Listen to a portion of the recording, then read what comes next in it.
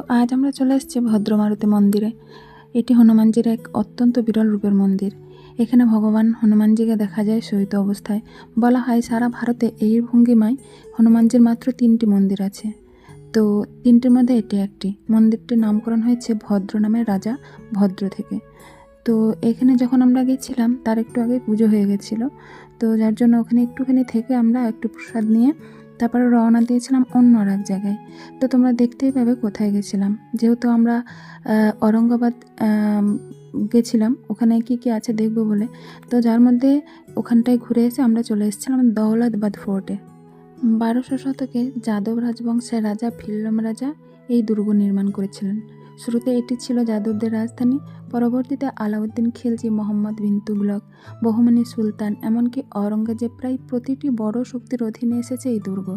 ইতিহাসের সবচেয়ে আলোচিত ঘটনা হলো দিল্লির সুলতান মোহাম্মদ বিন তুগলক তার রাজধানী দিল্লি থেকে দৌলতাবাদে সরিয়ে আনেন।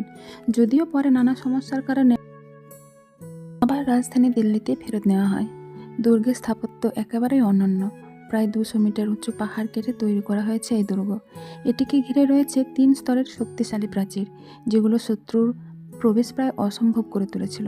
দুর্গে প্রবেশের জন্য যে সরু আঁকাবাঁকা রাস্তা ব্যবহার করতে হতো, সেটি ছিল এক প্রকার প্রতিরক্ষা কৌশল। শত্রু সেনারা একসাথে প্রবেশ করতে পারত না, ফলে তারা দুর্বল হয়ে যেত। সবচেয়ে বিস্ময়কর হলো দুর্গের ভিতরের ভুলভুলাইয়া ধাঁচের সুড়ঙ্গ, যাকে আন্ধেরিও বলা হয়। ভেতরে প্রবেশ করলে আলো নিভে যেত। কিছুক্ষণ পরে আমরাও এই ভুলভুলাইয়ার মধ্যে ঢুকে যাব।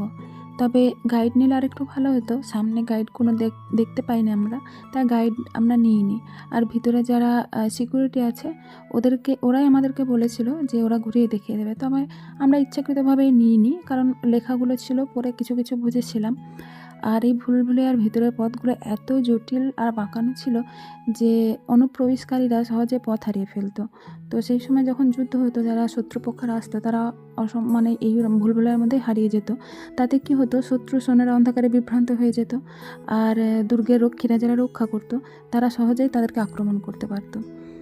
দৌলতাবাদ ফোর্টে আজ দর্শনার্থীদের মুগ্ধ করে চাঁদ মিনার। তোমরা দেখতেই পেলে একটা মিনার দেখেছি।